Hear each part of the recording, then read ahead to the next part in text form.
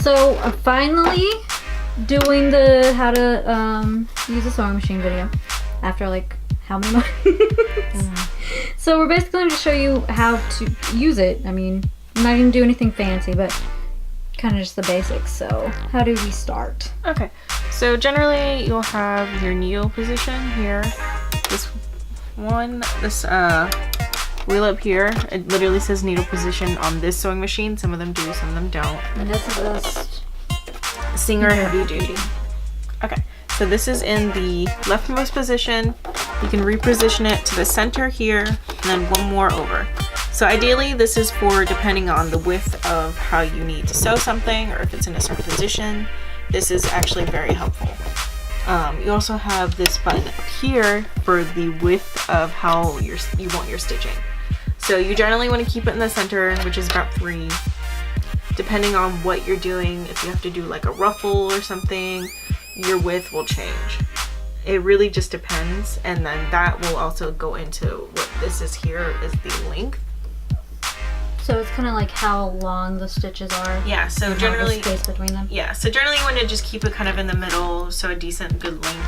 So I'm gonna run it with the width at 3 and then the length at 3, so you just kind of get an idea. So I'm gonna put this down. This is just a spare crap fabric that I had. I'm gonna flip it though so it looks nicer. Well, you can also see the red thread better. Yeah, so I'm just gonna kind of run it through. Just start slow. Generally when you do a stitch though, you want to do that and then you want to backpedal or hit reverse. This way it makes the stitch a bit longer, more thick, so it's not gonna fray. So just kind of trace over it, and I'm just gonna kind of go through it a little bit. So you can see here, this is with the width and the length both set at 3. So I'm gonna move this width to the 6, but I'm gonna leave the length at 3. So it kind of veered off a little bit. For the most part, it's pretty much the same. You can't really tell too much. And that was a what? The width at 6 and then the length at 3. Okay. So generally, but it's, if you feel it, this is a lot looser than this is. Okay, so it also affects the tightness of the stitch. Yeah. So like if I change the length to a 1, it's going to be very loose. Oh wait, no, tight. Wrong way. So yeah, you can see this is with the length at 1. So it's a very, very, very close stitch. Oh yeah, very, very tiny. So you're not going to use this very often. This is for like very specific like needlework you're trying to do. So I'm going to switch it to a 4. Okay, you can see how loose this is. I'm going to run this off. So I'm going to run it off and I'm going to cut it. And generally, when you have your width and your length this loose, you'll do a ruffle. So you'll separate your 2 threads. I kept them different colors just so it's easier to kind of tell both underneath and on top. So like we said in the bobbin video, you have a bottom color and then you have your spool color at the top. You generally keep them the same. Yeah, but for what, well, yeah, they are normally the same, but what we were doing, we needed the bottom to be different. So if you need sometimes to do like a ruffle or a bunch, you'll take hold one thread, leave the other one. You can just kind of drag it. So like you take the top thread and leave the bottom one. Yeah, so you just kind of hold it. And then you can just kind of create like a small ruffle if you need to like bunch a skirt or bunch of sleeves. And if you don't have like the special foot for it, which is money. Yeah, they're like $15 for a ruffle foot. Is it expensive? No. Are we cheap? Lazy? Don't need it until we remember? Yes. So yeah, I just created like some small ruffles. And all you have to do is hold that down. And so if you want to keep your ruffle, you'll just leave it. Lift your foot up. Make sure your needle's always at the top position. Up here too. This will all be at the top. So if you want to keep it, we'll just set it down. I'm going to move everything back to the length it should be. So about 3. It's kind of always just in the mid. And then you'll just run it over. Reverse to back. Okay, so it's not perfect, but that's not really what we're doing right here. So that's just to kind of have it secured. And then you generally, if you do the ruffles, you want to measure it out so it's more nice looking.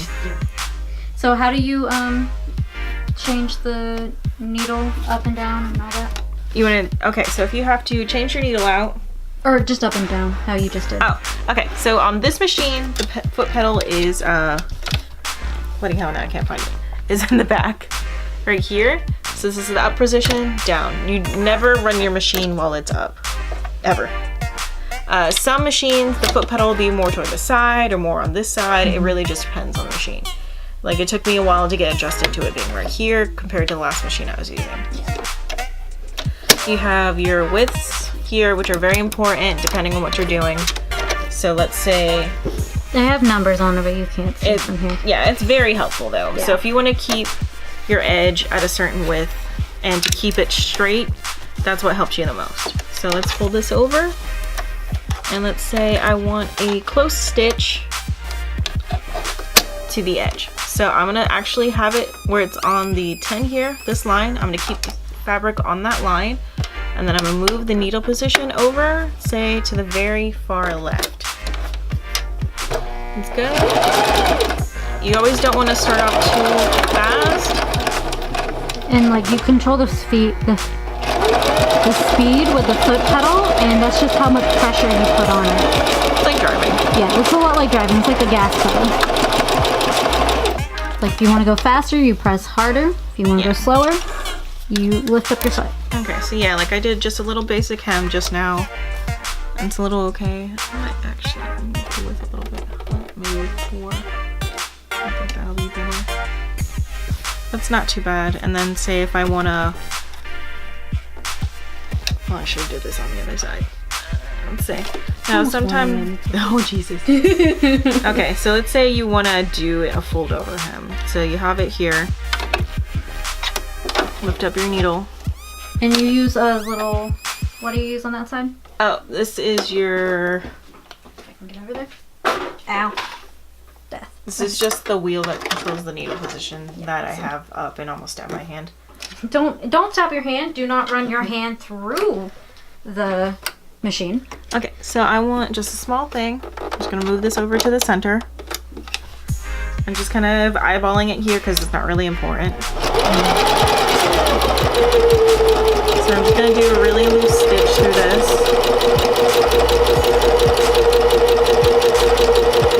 So this stitch isn't really too big a deal. This is just to kind of prevent it from fraying. I'm gonna cut it. This machine has a little thread cutter here. Not all do, but I do very much enjoy that. Okay, so there's like a gajillion of these threads. So I did a small hem here, so I'm gonna do is fold it over again. This way, sometimes you'll do a hem like this just to prevent a lot of fraying. And then this one, just let the foot pedal down. I'm gonna move the foot over a little more. Oh, no, it's all the way. Is it? Yeah, I guess so. Okay, so then I'll just go up through this stitch again.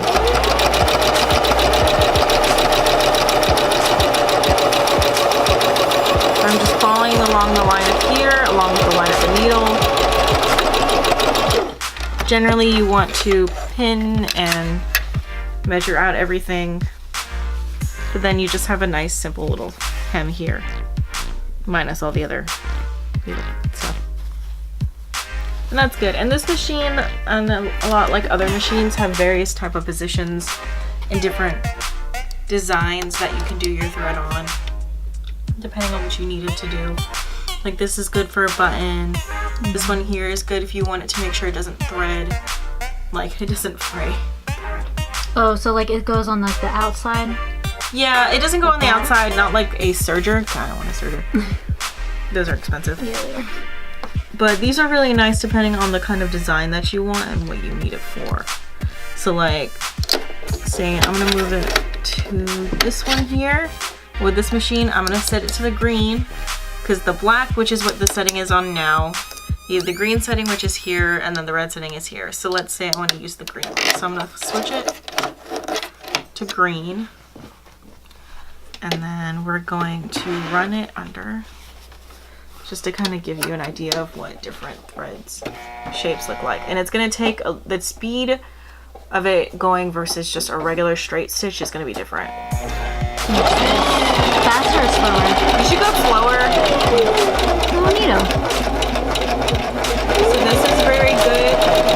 for if you want to do like a t-shirt or something to where you don't want it to fray really bad. Yeah, like the inside seam. Yeah, just because it has a lot of extra stitching to it, so it's not going to fray as easily.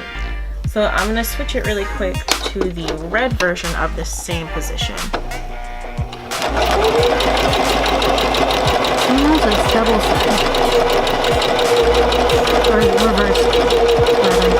So it looks similar, except it doesn't have that extra little line to it. Yes. So it really just depends on what you need. This is really good though if you want your fabric not to fray.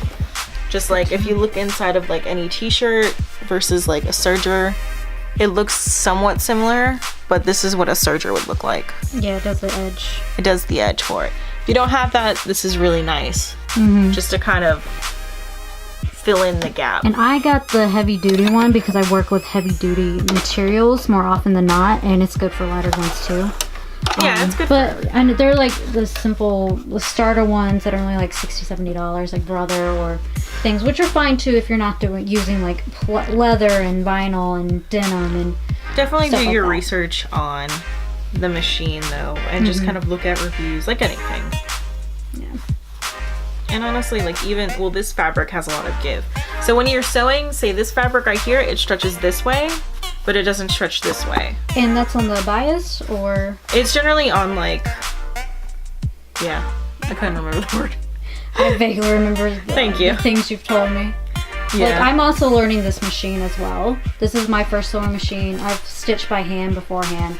So Yeah. I'm learning all this as well. So depending on the material you buy, you want to keep in mind like, okay, the fabric stretches like this. So if I need to put this and sew this on me, I need to make sure this fabric is facing the right way. Say if this is going like across my back for like a jacket, like I want it to give stretch here. Okay. This way when you like move, it moves naturally. Yeah, I'm just with you. Yeah. So that's always best. So that's good. I can't really think of anything else. I'm gonna move this back though, because I'm gonna fuck up and like, try and like... Doing something. Yeah, I'm literally gonna try and like use it. And it's like, nope. Then you have to seam rip it and do all that. Oh god. Okay, so seam rippers. Generally, you want one about this size. Your machine will generally come with one about maybe halfway here. This is really nice though, just because it's more easier to control. This is gonna be your best friend and your worst enemy. Like, I have used them to stab wigs to stay on their heads. well, we used it to puncture resin bottles at some point. In a video you will see after this video. Yeah, so whenever you're seam ripping, so we're gonna seam rip, say, this hem here. You want to always very, very be careful and try not to stab the actual fabric and tear it.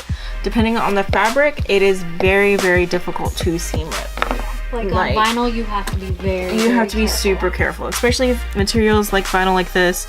It just Shred. doesn't have any give. Like it's not forgiving at all.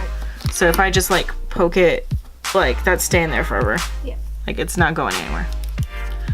Cottons and everything, they're much more forgiving, so it's okay. So let's say we fucked up doing the seam right here. So I need to take this whole thing out. So remember you extra stitched here. So that's gonna be a little more difficult, and you always wanna make sure not to stab yourself. I'm just gonna take up a little bit and clear it out. This really just takes patience, and it's just a lot of patience, honestly. Yeah. Sometimes if you're wanting to be lazy, you're gonna want to just like cut it through like that, and that does do it faster, but at the same time you have a higher risk of just ripping through your thread. So it's generally not a good idea. If you're doing like a mock-up or something and if you don't care, then you know, rip through it all you want like this, and it worked out fine. However, you do run the chance of just straight up going like that. Yeah. So I generally do not recommend that. And we had it's open, as you can tell, because we were working on like a pocket section or something we had to go inside for. But they start out which is with here. So this is better because this gives you more table space to work with. This you'll generally take out if you're working on like sleeves or kind of like an inner something, just something smaller, intricate. Most of your machines will come with a little kit like this. And So it's a you'll little get pocket on the side. yeah. Compartment. So like this is the seam ripper here that came with the machine. It's extendable. You've got extra footings, some extra bobbins, extra needles, little tool ratchets. So it's a lot of nice stuff that comes automatically other with stuff with the instruction book as well. Yeah, definitely read your instruction book because you don't know what these little foots do. You don't know what they're for. Some are better than others, depending on what you're trying to do. Because sometimes you don't have to suffer and just use your regular foot when you might have the attachment right here. But it already came with it, yeah. So I'm gonna close that. And it has a little. We have a lamp, but it also has a little light right on top of it. Yeah, every machine generally has a built-in light. I like extra lighting, however, because I'm blind as hell. Yeah. In my machine, I don't know how to use it. I've tried, but it does have a thing to help you. Oh, nope, I dropped the foot. Yeah. This thing right here is supposed to help you thread the needle. It doesn't help me, but that's because we're old and we're used to doing it like the old-fashioned way, and like struggling. And I dropped the foot, so I pressed the button in the back. Okay, well, if you decide to interchange your foot, or you accidentally press the foot, I'm gonna turn this thing off. Turn it off first. Yeah, do that. I'm gonna move this thread. Anytime you change the needle out, do anything with the foot, always turn off your machine. Make sure you have extra lighting. This way it's just easier.